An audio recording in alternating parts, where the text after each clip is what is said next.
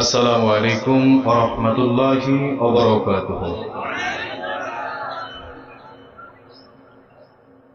ইন্নাল হামদালিল্লাহিল আকরামিল্লাযী খালাকাল ইনসানা ওয়া কাররামা ওয়া 'allamahu মিনাল বায়ানি মা লাম ইয়া'লাম।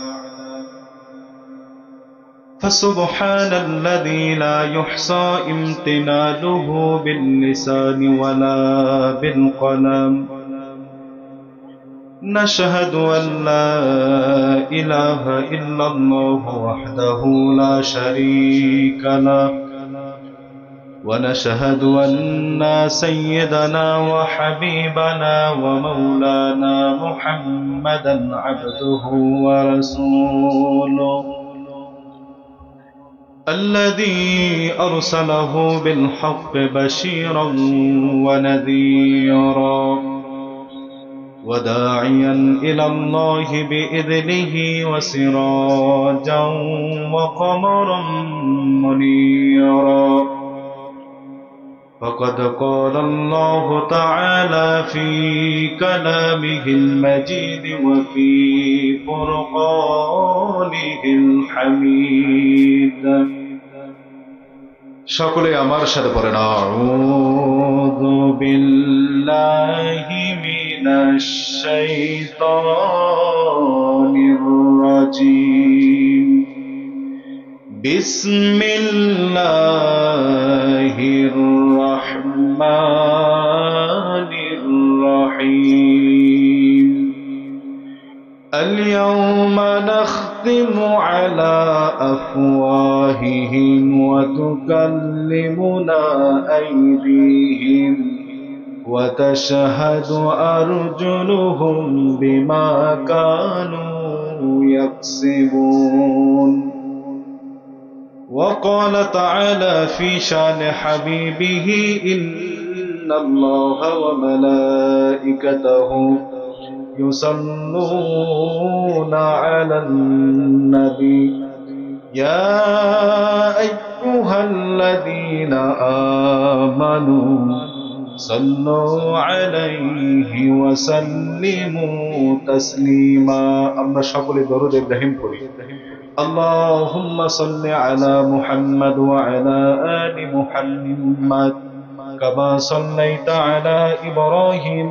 وعلى آل إبراهيم إنك حميد مجيد اللهم بارك على محمد وعلى آل محمد كما باركت على إبراهيم وعلى آل إبراهيم إنك حميد مجيد जियारत मदीना की दिल में है तमन्ना नहीं है मेरे पास सफर का समाना शक्ली परन बलवल्लुला बिकमालिही कशफत दुजा बिजमालिही حسنت جميع خصاله صلوا عليه وآله यही हम सब मुसाफिर हैं यही आखिर ठिकाना कोई आए रवाना है कोई पीछे रवाना है बलवल उला बिकमालिही कशफत तुजा बिजमालिही हसनत जमीउ खिसालिही सल्लु अलैहि व आलिहि কত ব্যথা কত জ্বালা সয়েছ যে তুমি তোমারি খুনে লাল তায়েফের ভূমি কত ব্যথা কত ভাবে সয়েছ যে তুমি তোমারি খুনে লাল তায়েফের ভূমি হৃদয়ে মুহাম্মদ, চেতনায় মুহাম্মদ, জীবনে মুহাম্মদ, মরণে মুহাম্মদ, হৃদয়ে মুহাম্মদ।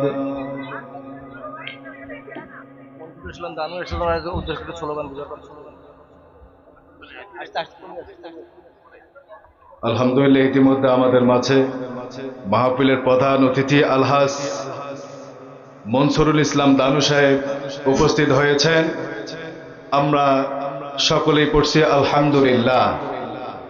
আজকের এই পূর্ব চিকনমাটি উদানপাড়া শাহী জামে মসজিদ ও যুব সমাজের উদ্যোগে আয়োজিত আজকের এই তাফসীর কুরআন মাহফিলের প্রধান অতিথির পথ আলোকিত করেছেন আলহাজ মোহাম্মদ মনসুরুল ইসলাম দানু। আজকের মাহফিল উদ্বোধন করেছেন মাওলানা আব্দুল হাকিম, সাবেক থানা আমির, বাংলাদেশ জামাতে ইসলামী ও সাবেক ভাইস চেয়ারম্যান, ডোমার উপজেলা পরিষদ। আতা আল্লাহু উমরাহু ওয়া বারাকাল্লাহু ফি হায়াতি, জোরে বলেন আমিন। আজকের এই মাহফিলের সভাপতিত্বের পথ আলোকিত করেছেন খন্দকার আহমদুল হক মানিক, আমির বাংলাদেশ জামাতে ইসলামী ডোমার উপজেলা শাখা। আল্লাহ পাক রব্বুল আলামিন প্রত্যেক অতিথির মর্যাদা বাড়িয়ে দিক, জোরে বলেন আমিন। আমি যে আয়াতে কারিমা তেলাওয়াত করেছি, আল্লাহ রব্বুল আলামিন সূরাতুল ইয়াসিনের মধ্যে বলেন, আল ইয়াউমা নাখতিমু আলা আফওয়াহিহিম ওয়া তুকাল্লিমুনা আইদিহিম ওয়া তাশহাদু আরজুলুহুম বিমা কানু ইয়াকসিবুন। আজকে হলো সেই দিন, যেই দিন মানুষের হাত তার বিপক্ষে সাক্ষ্য দেবে, যেই দিন মানুষের পা তার বিপক্ষে সাক্ষ্য দেবে। ওই দিনটি হলো খুবই ভয়ঙ্কর। আমাদের ওই দিনটিকে ভয় করতে হবে। ওই দিনটি হলো মহাদিবস, যেই দিন আল্লাহ রব্বুল আলামিন মানুষের বিচার ব্যবস্থা শুরু করে দেবেন। অর্থাৎ দিনটাকে বলা হয় কিয়ামতের দিন, যেই দিন আল্লাহ রব্বুল আলামিন মানুষের বিচার ব্যবস্থা শুরু করে দেবেন। ওই দিন আল্লাহ রব্বুল আলামিন এত ভয়ঙ্কর হবে, আল্লাহ রব্বুল আলামিন গোসা হয়ে যাবেন। ওই দিনটাকে আমাদের ভয় করতে হবে। ওই দিন পালানোর কোনো সুযোগ পাওয়া যাবে? আরো জোরে বলেন, সুযোগ পাওয়া যাবে? আজকে আপনি বাংলাদেশে আকাম কুকাম কাজ করলে ইন্ডিয়া পালিয়ে যেতে পারেন, কিন্তু ওই দিন আল্লাহর সামনে দাঁড় হতে আর কি পালানোর কোনো সুযোগ পাওয়া যাবে? কোনো সুযোগ পাওয়া যাবে না। ভাইয়েরা, ওই দিন আসার আগেই আমাদেরকে সোজা হতে হবে, ঠিক কিনা বলেন? ওই দিন আসার আগেই আমাদেরকে নির্ভেজাল হতে হবে। ওই দিন আসার আগেই আমাদেরকে নিট অ্যান্ড ক্লিন হতে হবে, না হলে আল্লাহর কাঠগড়ায় আমরা ফেসে যাব। সম্মানিত উপস্থিতি, ব্যাঙ আর সাপ দুইজনে খুব ভালো সম্পর্ক, ভালো বন্ধুত্ব। তো ব্যাঙ একদিন সাপের প্রশংসা করে যে, দোস্ত, তোর সব কিছু মুখ খুব ভালো লাগে, এই কয়েকটা জিনিস আমার ভালো লাগে না। কি কি? সব ভালো লাগে, সুন্দর চেহারা, এই যে শরীরের মধ্যে কি সুন্দর সুন্দর ডোর, কত সুন্দর চেহারা তোমার, এই একটাই খালি ভালো লাগে না, এই যে তুমি হাঁটাচলা করলে এই আঁকা বাঁকা করে হাঁটাচলা করো, সোজা হয়ে হাঁটতে পারো না কেন? এই কথা বলার সঙ্গে সঙ্গে সাপ মানে ফোপাচ্ছে, এর মানে কি রাগ হয়ে গেছে। ব্যাঙ কয়, দোস্ত, তোর এতুলা প্রশংসা করনু রে, মাত্র একটা বদনাম করনু, এত মোর উপর ফোপাছিস। এই কথা বলার পর তাদের শব্দ পাশের একটি রাখাল শুনতে পেয়েছে। রাখালের হাতে ছিল কি? লাঠি। তো মানুষের শব্দ পেয়ে ব্যাঙ বেচারা সে তো অন্যত্র চলে গিয়েছে। এখন রাখাল যখন সাপ দেখতে পেয়েছে, ওর এখন করণীয় কি বলেন তো? হাতে যেহেতু লাঠি, ওর করণীয় কি? হ্যাঁ, সাপকে মারা, ঠিক কিনা? ও সাপকে দেখতে পেয়ে সাপকে তো মেরে একবারে সোজা সাপটা করে দিয়েছে। কিছুক্ষণ পর ব্যাঙ এইবার খাল থেকে আস্তে করে মাথাকে না ভাসায় আর সাপের বগল যায়, যা দেখে কিরে দোস্ত তো একবারে সোজা সাপটা হয়ে শুতি আছে। ও মুখত আবার ফেনাও বেড়াইছে, মুখ দিয়ে কি বেড়াইছে? ফেনাও বেড়াইছে। এইবার ব্যাঙ মনে মনে বলে, দোস্ত রে দোস্ত, সময় থাকতে সোজা হতে বললাম, সোজা হইলা না, আর এখন সোজাও হইলা, মুখ দিয়া ফেনাও বাইর করলা, ঠিক কিনা? আমার ভাইয়েরা, এই ফ্যাসিস্ট সরকার 16 বছর আমাদের উপর জুলুম করেছিল, আমাদের উপর নির্যাতন করেছিল। আরবেরা উন্মুক্ত অবস্থায় জাতির সামনে কোরআনের সত্য কথা বলতে পারে নাই। এইরকম কোরআনের মাহফিল আমার নিজের মাহফিলেই বন্ধ করে দেওয়া হয়েছে। আমরা বিভিন্নভাবে তাদেরকে মানববন্ধন করে, আন্দোলন করে, মিছিল করে, মিটিং করে তাদেরকে সোজা হতে বলেছি, কিন্তু তারা সোজা হয় না। আজ ছাত্র সমাজের মাধ্যমে তারা সোজাও হয়েছে, এদের ছাড়াও হয়েছে, ঠিক কিনা? সুতরাং তারা চলে গিয়েছে, কিন্তু তাদের শেকড় এখনো এই বাংলার জমিনে আছে না নাই? আরো জোরে বলেন, আছে না নাই? ও যারা কথা বলতেছে না, মনে করবেন ওরা ওদের নাতিপুতি, ঠিক কিনা বলেন? এখনো আমাদের সাবধান হতে হবে। প্রকৃত বিজয় আমরা এখনো পাই নাই। এই কোরআন যখনই আমাদের পার্লামেন্টে কায়েম হবে, এই কোরআন যখন সংসদে কায়েম হবে, তখন মনে করব আমরা সফল হয়ে গেছি। এর আগে আমাদের প্রত্যেকটা পা সাবধানে ফেলতে হবে, প্রত্যেকটা পা আমাদের চিন্তা করে ফেলতে হবে। কারণ আবু জাহেল ধ্বংস হয়ে গিয়েছে, ফেরাউন ধ্বংস হয়ে গিয়েছে, নমরুদ ধ্বংস হয়ে গিয়েছে, তার উত্তর শরীরে এখনো আছে না নাই? আরো জোরে বলেন, আছে না নাই? আমি এই উত্তর শরীরদেরকে স্পষ্টভাবে জানিয়ে দিতে চাই, শত শত ছাত্রের রক্তের বিনিময়ে যে স্বাধীন দেশ আমরা পেয়েছি, শত শত ছাত্রের রক্তের বিনিময়ে যে উন্মুক্ত পরিবেশ আমরা পেয়েছি, এই স্বাধীন দেশে কোরআনের কথা স্বাধীনভাবেই হবে ইনশাআল্লাহ। কষ্ট নিলেন? আরো জোরে বলেন, কষ্ট নিলেন? আলোচনা চলবে। আমি কোরআনুল কারীম থেকে একটি আয়াত তেলাওয়াত করেছি যে ওই দিন আমাদের হাত পা আমরা যা কিছু করেছি সবকিছু আমাদের বিরুদ্ধে সাক্ষ্য দেবে। এরপরও ওই দিন 7 শ্রেণীর ব্যক্তিকে আল্লাহ রব্বুল আলামিন তার আরশের নিচে ছায়া প্রদান করবেন। সুবহানাল্লাহ পড়ে। ওই ব্যক্তিগুলো কারা কারা শোনার প্রয়োজন আছে না নাই? আরো জোরে বলেন, আছে না নাই? আমার ভাইয়েরা, আমার বন্ধুগণ, যেই দিন পালানোর কোনো উপায় থাকবে না, যেই দিন সাহায্য করার কারো কোনো ক্ষমতা নাই, যেই দিন কারো কোনো সুপারিশ খাটবে না, আল্লাহ রব্বুল আলামিন ওই দিন 7 শ্রেণীর ব্যক্তিকে তার আরশের নিচে ছায়া দেবেন। এর মধ্যে 1 নম্বর ব্যক্তি হলো ইমামুল আদেল।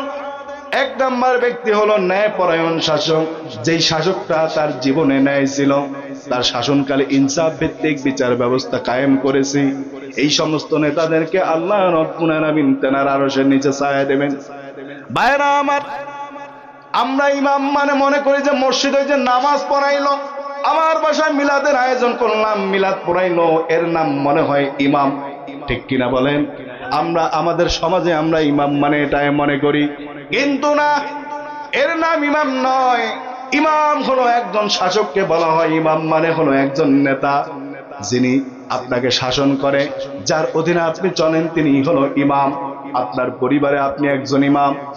এই জন্য আপনার পরিবারে যেমন আপনি একজন ইমাম, আপনার পরিবারকে আপনি কেমন ভাবে চালাচ্ছেন, আপনি কেমন ভাবে পরিচালনা করেছেন, আপনি যদি ইনসাফ ভিত্তিক আপনার পরিবারকে আপনি পরিচালনা করেন, আল্লাহ রাব্বুল আলামিন ওই দিন আপনাকে তেনার আরশের নিচে ছায়া দেবেন। কিন্তু আমরা ইনসাফ করি না কেন? যে ছেলে হয়েছে, ছেলেকে আমরা খুবই ভালোবাসি, মেয়েকে আমরা তেমন ভালোবাসি না। যখন বিয়ে হয়ে যায়, বাপ মা মারা যায়, ও কি করে, বোন যখন তার প্রাপ্য হক, মানে জমি যতটুকু পাওয়ার কথা, প্রাপ্য হক যখন চাইতে আসে, এ কয় তুই যদি তোর হক চাস তা মোর বাড়ি তার জীবনও পাও দিবার পারবো না। এখন বোন মনে মনে চিন্তা করে যে মোর তো মাও নাই, বাপও নাই, সব মরে গেছে, ভাইটা আছে, এর বাড়ির যদি না আসি তাহলে সমস্যা না। এই ভয়ে বইনও আর তার প্রাপ্য হক থেকে চায় না, প্রাপ্য হক চায় না। আমরা তার হক থেকে বঞ্চিত করেছি, ইনসাফ করতে পারি নাই। ওই দিন আল্লাহ রব্বুল আলামিন কি আমাদের ছায়া প্রদান করবেন? ভাইরা আমার, আমরা ইনসাফ হতে পারি নাই। ইনসাফ শাসক যারা হবে, 1 নম্বর হলো ন্যায়পরায়ণ শাসক যারা হবে, আল্লাহ রব্বুল আলামিন তেনার আরশের নিচে তাদেরকে ছায়া প্রদান করবেন। এই ইনসাফওয়ালা নেতা কি আমাদের সমাজে আছে? আরো জোরে বলেন, আছে? এই ইনসাফ ভিত্তিক নেতা পেতে গেলে, এই ইনসাফ ভিত্তিক নেতা পেতে গেলে যারা কোরআন দিয়ে দেশ পরিচালনা করতে চায় তাদেরকে একবার সুযোগ দেওয়ার প্রয়োজন আছে না নাই? আরো জোরে বলেন আছে না নাই? ভাইরা আমার, কি নেতা ছিলেন হযরতে ওমর, কি ন্যায় পরায়ণ শাসক ছিলেন হযরতে ওমর। ঈদ সামনে চলে এসেছে, তার ছেলে বাবার কাছে গিয়ে বলতেছে, বাবা, প্রত্যেক বাপ তার ছেলেকে নতুন নতুন পোশাক কিনে দিয়েছে, প্রত্যেক বাবা তার ছেলেকে সুন্দর পোশাক কিনে দিয়েছে। আপনি তো আমিরুল মুমিনিন, আপনি তো হলেন প্রেসিডেন্ট, আপনি তো হলেন একজন শাসক, আপনি আমার জন্য একটা নতুন পোশাকের ব্যবস্থা করুন। ভাইরা আমার, আমিরুল মুমিনিন ছেলের কাকুতি মিনতি শুনে অর্থমন্ত্রীর নিকট চিঠি লিখলেন যে আপনি যদি আমাকে 2 মাসের বেতন অগ্রিম দেন তাহলে আমার ছেলের জন্য সুন্দর একটা পোশাক আমি কিনতে পারবো। আমিরুল মুমিনিনের চিঠি পেয়ে অর্থমন্ত্রী 2 চোখের পানি ছেড়ে দিয়েছে যে একজন নেতা হয়ে, একজন প্রধানমন্ত্রী হয়ে তিনি 2 মাসের বেতনের জন্য আমার কাছে চিঠি লিখলেন। বিষয়টা কেমন না? ভাইরা আমার, অর্থমন্ত্রীর চিঠি লিখলেন।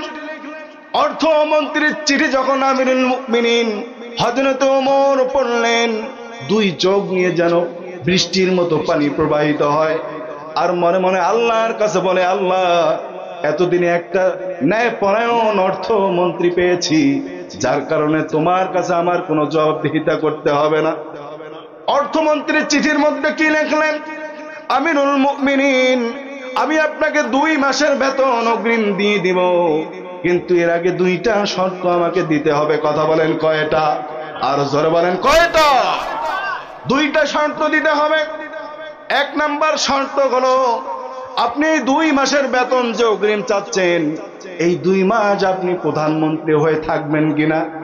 আর 2 নাম্বার শর্ত হলো, এই 2 মাসের বেতন যে আপনি অগ্রিম চাচ্ছেন, এই 2 মাস আপনি পৃথিবীতে বেঁচে থাকবেন কিনা। জোরে বলেন সুবহানাল্লাহ। কেমন শাসক ছিলেন ভাইরা আমার। অন্য বর্ণনা এসেছে, আমিরুল মুমিনিন একদিন মোমবাতি জ্বালিয়ে কি যেন লিখতেছেন, রাষ্ট্রের কাজে কি যেন একটি লিখতেছেন। মোমবাতি জ্বালিয়ে হঠাৎ না দরজার মধ্যে মেহমান টুকটুক শব্দ করল। দরজা খুলে দিয়েছে, মেহমান ভিতরে প্রবেশ করেছে। মোমবাতি জ্বালিয়ে তিনি আবার মোমবাতিটা নিভাইয়া তিনি আবার একটা নতুন মোমবাতি জ্বালাইলেন। এবার মেহমান জিজ্ঞেস করলো, আমিরুল মুমিনিন, আমি কিছুই বুঝলাম না, আপনি একটা মোমবাতি নিভাইলেন কিন্তু আবার একটা নতুন মোমবাতি জ্বালাইলেন কেন? সেটাই তো জ্বালানোর দরকার ছিল। আমিরুল মুমিনিন বলেন, এই আমি মোমবাতি জ্বালাইছিলাম, এই মোমবাতি দিয়া আমি রাষ্ট্রীয় কাজ করতেছিলাম, কিন্তু তোমরা হলো আমার মেহমান, তোমরা হলো আমার ব্যক্তিগত আত্মীয়, রাষ্ট্রীয় কোনো আত্মীয় না। তোমার সাথে আমি যে গল্প গুজব করব এটা হলো ব্যক্তিগত ভাবে, আর এই ব্যক্তিগত কাজে রাষ্ট্রীয় সম্পদ অপচয় করার কোনো কারণ নাই। আরো জোরে বলেন সুবহানাল্লাহ। এই নেতা কি এখন পাওয়া যায়? ভাইরা আমার, এই রকম নেতা যদি আমরা দেখতে চাই, কোরআন সুন্নাহর বিকল্প কোনো কিছুই নাই। কথা বলেন ঠিক কিনা? ভাইরা আমার, তাহলে 1 নাম্বার জানা, কিয়ামতের ময়দানে আল্লাহ রাব্বুল আলামিনের আরশের নিচে ছায়া পাবেন, তিনি হলেন ন্যায়পরায়ণ বাদশা। এই ন্যায়পরায়ণ বাদশা আমাদের করতে হবে, ঠিক কিনা বলেন? 2 নাম্বার হলো শাব্বুন নাশাআ ফি ইবাদাতি রাব্বিহ, সে যুবক, যে যুবক তার জীবন অতিবাহিত করেছে আল্লাহর ইবাদতে কাটিয়ে। জোরে বলেন সুবহানাল্লাহ। কিন্তু এইরকম যুবক আজকে আমাদের বাংলার সমাজে খুঁজে পাওয়া যায় না, ঠিক কিনা? আরো জোরে বলেন ঠিক না বেঠে? 2 নাম্বার কি? ওই যুবক যে যার জীবন গড়ে উঠেছে আল্লাহ রাব্বুল আলামিনের ইবাদতের মাধ্যমে। কিন্তু বর্তমান আমাদের সমাজে এই ছেলেপেলের, এই যুবকের খুবই অভাব। যুবক বয়সে একটু উপনীত হলেই এর যেন ভিন্ন চিন্তার মাথায় কাজ করে, ঠিক কিনা বলেন? ভাইরা আমার, এ কি আল্লাহর আরশের নিচে ছায়া পাবে? আল্লাহর নিচে আরশের নিচে ছায়া পাবে না। এ কি করে? ও সারাদিন টোটো কোম্পানির মতো ঘুরে বেড়ায়, কলেজের সামনে গিয়ে দাঁড়ায় থাকে, কখন বাইর হয়, ঠিক কিনা? এরকম যুবক আছে না নাই? পুরা বাংলাদেশে থাকলেও ডোমারে মনে হয় নাই আছে। তো 2 নাম্বার হলো ওই যুবক যে তার যৌবনকাল অতিবাহিত করেছে আল্লাহর ইবাদতের মধ্য দিয়ে। যুবক বয়সটা হলো ইবাদতের একটা জায়গা, যুবক বয়সটা হলো একটা ইবাদত করার সময়। কারণ যুবক বয়সে আমরা যে ইবাদত করব, বৃদ্ধ বয়সে তা 500 গুণ বেশি সওয়াব আমরা পাবো, সুবহানাল্লাহ পড়ে। কিন্তু যুবকটা আমরা, এই যুবক বয়সটা আমরা নারীর পিছনে কাটিয়ে দিচ্ছি। এই যুবক কালটা আমরা নারীর মেয়ের পিছনে কাটিয়ে দিচ্ছি, কিন্তু না, এটা করা যাবে না। যুবক বয়সে আল্লাহকে বেশি বেশি স্মরণ করতে হবে, আল্লাহর ইবাদত বেশি বেশি করতে হবে। তাহলে পরকালে কিয়ামতের ময়দানে আল্লাহ রব্বুল আলামিন তিনি আমাদেরকে কি করবেন? ছায়া প্রদান করবেন। এইবার আসেন 3 নাম্বার ওয়ালাজুলুন কলবুহু মুআল্লাকুম বিল মসজিদ, ওই ব্যক্তি যার অন্তরটা মসজিদের সাথে সম্পৃক্ত, সুবহানাল্লাহ বলেন। এখন মসজিদের সাথে আমাদের সম্পর্কটা হয় কখন? যখন আমাদের বয়স হয়ে যায় 45-এর পর, যখন আমাদের বয়স হয়ে যায় 50, এরপর আমাদের সাথে মসজিদের সাথে সম্পর্ক হয়। এর আগে কিন্তু সম্পর্ক হয় না, ঠিক কিনা? ও সারা জীবন আগাম কুগাম কাজ করে বেড়াইছে, এরপর যখন বৃদ্ধ হয়ে গেছে, এর এখন আর তো কোনো করার সুযোগ নাই। এখন কি করে? মসজিদ যায় আর আসে। ও হাজি হয়েও দেখবেন পাজি, ঠিক কিনা বলে? হজ করে আসছে, আসার পর তার খেতে তো ছাগল পড়ছে, আর নিজে তো গালি দিতে পারতেছেন।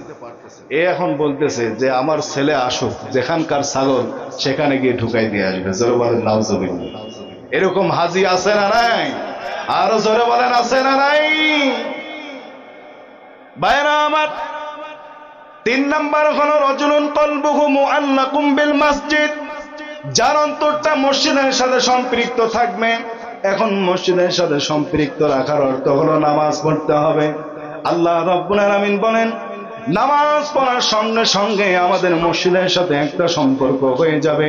কিন্তু এই নামাজ পড়ার লোকের অভাব আছে না নাই? নামাজ আমরা এমন ভাবে পড়ি মনে হয় আমাদেরকে কেউ আমাদের উপর বোঝা চাপিয়ে দিয়েছে, আছে না নাই?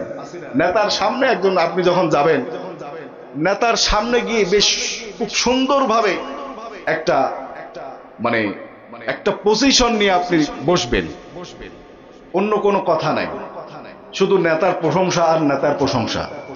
তো নামাজে আপনি দাঁড়াইছেন, বলেন তো কার সামনে দাঁড়াইছেন? আরো জোরে বলেন, কার সামনে দাঁড়াইছেন? আল্লাহর নাম মুখে নিতে কি লজ্জা লাগে?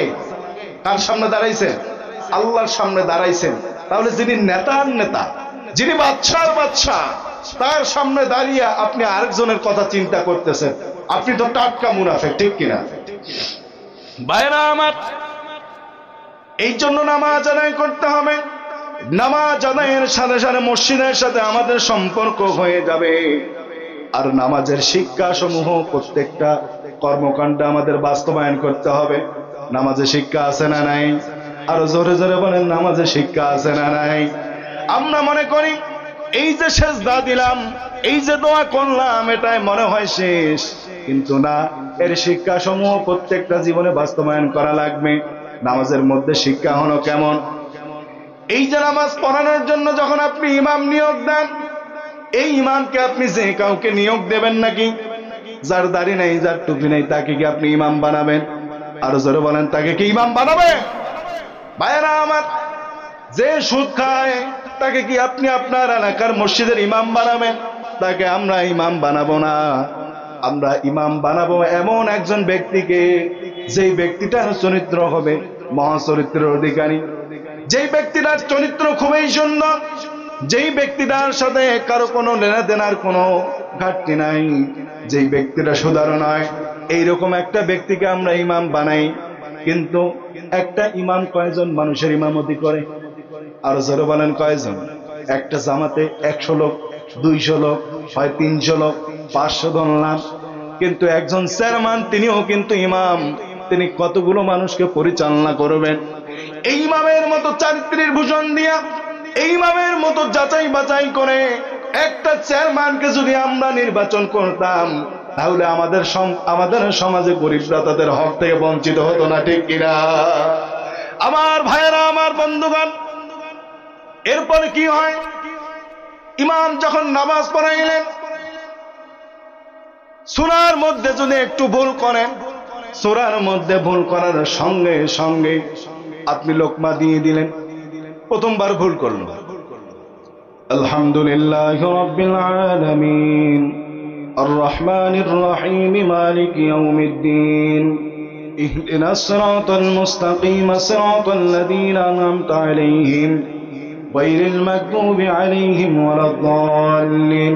ঠিক হয়েছে তো? হ্যাঁ, আলহামদুলিল্লাহি রাব্বিল আলামিন আর রহমানির রহিম মালিকি ইয়াউমিদ্দিন ইয়্যাকা না'বুদু ওয়া ইয়্যাকা নাস্তাঈন গায়রিল মাগদুবি আলাইহিম ওয়ালাদ-দাল্লিন। ঠিক হয়েছে তো নাকি? ভাইরা আমার, প্রথমবার বললাম, আপনারা বললেন ভুল হয়েছে। দ্বিতীয়বার বললাম ভুল হয়েছে। তৃতীয়বার যদি আমি ভুল করি তাহলে আপনারা আমাকে ইমামতির মঞ্চ থেকে আমাকে পিছায় টেনে নেবেন, ঠিক কিনা? আপনারা দেখবেন ওই জায়গায় আরো কে নামাজ পড়াতে পারে কিনা তাকে আগায় দেবেন। ভাইয়েরা, এখান থেকে শিক্ষা হলো, নেতা যখন ভুল করবে একবার আমরা তাকে সংশোধন করায় দেব, দ্বিতীয়বার যখন ভুল করবে আমরা দ্বিতীয়বার তাকে সংশোধন করায় দেব, তৃতীয়বার যখন ভুল করবে তখন আমরা মুসলমান তাকে ছাড় দিতে রাজি না, ঠিক কিনা? ভাইয়েরা আমার, এই নামাজের শিক্ষা হলো নামাজ প্রতিষ্ঠা করা। নামাজ কেমনে প্রতিষ্ঠা করতে হবে, এই নামাজ প্রতিষ্ঠিত আমাদের সমাজে নাই। আল্লাহ রাব্বুল আলামিন যতগুলো নামাজের কথা বলেছেন প্রত্যেকটা জায়গায় কিন্তু বলেছেন আকিমুস সালাত, নামাজ প্রতিষ্ঠা করো। নামাজ প্রতিষ্ঠাটা কেমন? এই যে আপনারা মাহফিলে আসলেন, সুন্দর সুন্দর কাপড় পরে মাহফিলে ওয়াজ শুনতে আসলেন, এই কাপড় পরাটা কিন্তু প্রতিষ্ঠিত আছে। এই কাপড় পরাটা যদি প্রতিষ্ঠিত না থাকতো তাহলে আপনারা সুন্দর সুন্দর কাপড় পরে আসতেন না। এই কাপড় প্রতিষ্ঠিত আছে বলেই সুন্দর সুন্দর কাপড় পরে আমরা বিভিন্ন মানুষের বাসায় যাই। এই কাপড় যদি প্রতিষ্ঠিত না থাকতো, এই কাপড় প্রতিষ্ঠিত আছে। এখন একজন দোকানদার যদি উলঙ্গ অবস্থায় দোকানে বিক্রি করে, আপনারা কি তার দোকান থেকে নেবেন নাকি? আর জোরে বলেন, নেবেন? এই জায়গার মধ্যে উলঙ্গ অবস্থায় যদি কোনো যুবক এসে বসে, আপনারা তাকে কি বলবেন? আর জোরে বলেন, কি বলবেন? পাগল ছাড়া তো কিচ্ছু না। ভাইরা আমার, উলঙ্গ অবস্থায় যদি কোনো ব্যক্তি নির্বাচনে দাঁড়িয়ে বলতো, আমি নেতা, তোমরা আমাকে ভোট দাও, আমি আপনার এই জিনিসগুলো পূরণ করে দেব, এই রাস্তা করে দেব, এই বাড়ি করে দেব, এই ঘর করে দেব, আপনারা মনে হয় যারা কাপড় পরিধান করেন একটা উলঙ্গ নেতাকে ভোট দিতেন? আরো জোরে বলেন, ভোট দিতেন? নামাজ যদি প্রতিষ্ঠিত থাকতো, নামাজ যদি কায়েম থাকতো, যারা নামাজ পড়ে না এই নেতা নির্বাচনের মঞ্চে উঠে যদি বলতো, আপনারা আমাকে ভোটটা দিন, আমি আপনার এই হকগুলি আদায় করে দেব, আপনারা মনে মনে চিন্তা করতেন, এ তো আল্লাহর হক আদায় করে না, এ আমাদের হক কেমনে আদায় করবে, ঠিক কিনা? আরো জোরে বলেন, ঠিক কিনা? ভাইরা আমার, আল্লাহ রাব্বুল আলামিন বলেন, الذين إن مكناهم في الأرض أقاموا الصلاة وآتوا الزكاة وأمروا بالمعروف ونهوا عن المنكر। আমি আল্লাহ রাব্বুল আলামিন এই পৃথিবীতে যাদেরকে রাজত্ব দান করব, যেই মুমিন বান্দাকে ক্ষমতা দান করব, এই মুমিন বান্দা ক্ষমতায় বসে সর্বপ্রথম 4টা কর্মসূচি পালন করবে। কথা বলেন, কয়টা? আর জোরে বলেন, কয়টা? 1 নাম্বার হলো নামাজ কায়েম করবে, নামাজের শিক্ষা সমূহ সব ক্ষেত্রে বাস্তবায়ন করবে। 2 নাম্বার হলো ওয়া আতাউজ যাকাত, যাকাত অর্থ ব্যবস্থা প্রতিষ্ঠা করবে। এই যাকাত অর্থ ব্যবস্থা প্রতিষ্ঠিত নাই বলে আমাদের সমাজে সুদ আছে না নাই? আরো জোরে বলেন, সুদ আছে না নাই?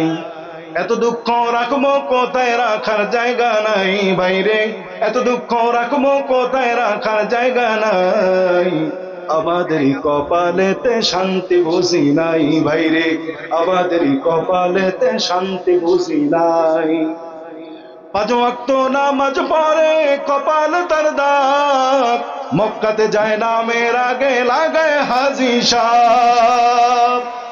5 পাঁচ ওয়াক্ত নামাজ পড়ে কপাল তার দাগ, মক্কাতে যায় না মেরাগে লাগায় হাজি সাহ, চার দোকানে বৈশাখ হাজি টেলিভিশন চায় ভাইরে, চার দোকানে বৈশাখ হাজি টেলিভিশন চায়, হিন্দি গানের তালে তালে পা দুইটা নাচায়।